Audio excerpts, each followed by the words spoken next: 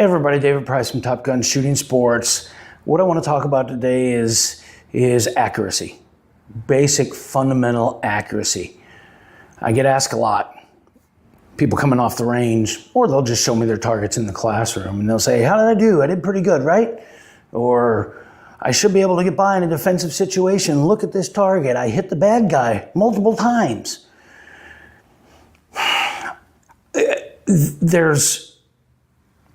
There's multiple ways for me to answer this question. I don't want to be rude. I don't want to insult anybody. But how you shoot fundamentally, your basic ability to produce small groups on the target, does have something to do with how well you're going to hit in a defensive situation, right? In a life or death situation.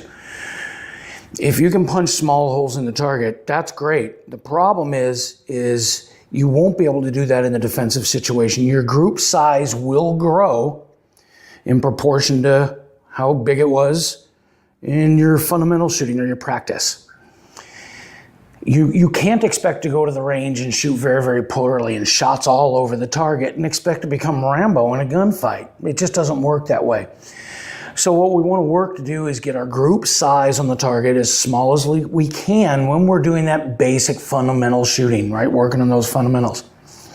I've always heard that your group size will increase 2 to 3 times in a defensive situation. So however small it is in normal practice, it will grow 2 to 3 times under stress. I've found that it's actually bigger than that. It's actually 4 to 5 times and maybe bigger for some people. And the reason is because under stress, the group size gets bigger. If you start running, it gets bigger. If you start trying to shoot behind cover or concealment, it gets bigger. If it's darker, it gets bigger. All of these things cause your group size to get bigger and bigger and bigger. So there's multiple things we can do to keep that group size small, even in a defensive situation, so it works to help us, right? Because if you think I just hit the bad guy one time, I can spray bullets everywhere, and I just hit the bad guy one time, most of the time people just don't fall over dead when you shoot them one time. So what we need to do is keep that group size as small as I can. As I said, there's several different things you can do to help keep that group size small.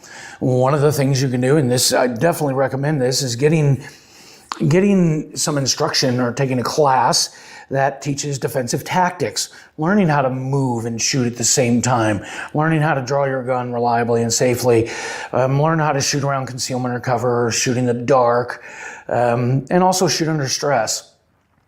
All those things will help to tighten that group size up in that life or death encounter. And the other thing you can do is just make sure the fundamentals are there so that you can make a very small group when you're relaxed and you're working on those fundamentals.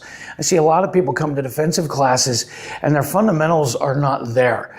They'll tell me, yeah, I don't shoot very tight groups, and it shows up in defensive training because they generally don't perform as well as they thought they were going to. It comes down to that. They thought they would do better when the stress was on. We generally do worse.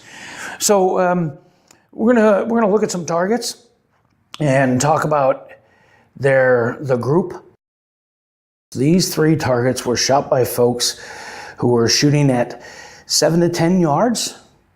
They were shooting at the center of the target, or the X, and they were shooting under relaxed conditions. They were working on their fundamentals, sight alignment and trigger press. 2 of these individuals had been shown how to shoot by family or friends who they believe shot pretty well, and those people helped them out. One of these individuals had no experience at all and just picked up the gun and started shooting it. So let's look at this first target, the one that's on the left. This person was really happy with their target. They were really pleased that they got all their targets, or they believed all their hits were on the target. My issue with this target is the group diameter, which is, again, the 2 farthest holes from each other. Measure that distance and you will get the diameter of the group size. So the group size on this target is 22 inches. Now in a defensive situation, if that's going to increase by 2 to 3 times, and as I said before, I actually believe it increases 4 to 5 times, and my belief in that comes from experience and teaching people how to shoot under stress and learning defensive tactics. But for the sake of argument and kind of give the benefit of the doubt here, let's just keep it at 3. So we'll keep it right there in the middle. This person's group size is 22 inches, and that means in a real firefight, this group size would likely be about 66 inches, which is well over 5 feet. So those 2 farthest hits would be 5 feet apart. Those wouldn't even be on the target. They would have missed the bad guy completely, and a significant amount of the other ones would have missed it completely as well. Now, there's a couple bad things to this. One is that if we don't hit the bad guy, he can still get us. The other thing is bullets that don't hit that bad guy, if they go astray and they hit somebody else, we're going to be held legally accountable for that. So this person, although they were happy with their grouping, definitely needs to work on it and actually get some instruction. The second target, the same deal.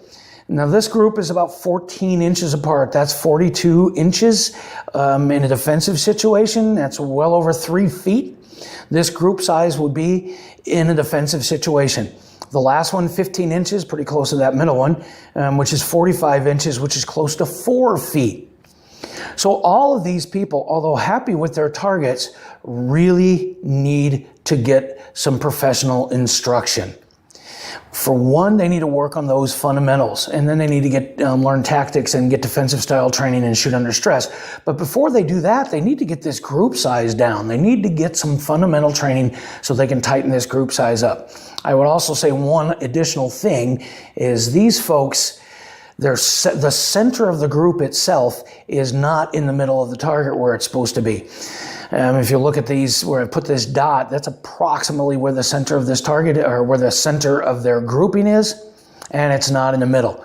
That would also be helped with fundamentals, right? Assuming that the gun is shooting accurately. So these folks all need help. They need to get some training, professional training, from somebody who's qualified to teach them and can shoot well. So these 3 targets are from students who have either been to class or private lessons or both. And over about a week, I just had 3 different clients shoot these targets, 10 rounds at each target, took the target down, kept the target. The target on the left has a group size of about 2.5 inches. Now, in a defensive situation where stress alone will increase that group size 3 times, that group size is going to be about 7.5 inches, which is still going to be in the target. All shots would still be in the target in an ideal situation. The target in the middle has a group size of about 4 inches. That would translate to a 12-inch group size under stress. And the last has a group size of about 3 inches, which is going to equate to a 9-inch group size under stress. So, the things you can do to get hits like this on your target is to get some training, get some class, or go to some classes, get some private instruction, whichever one works for you.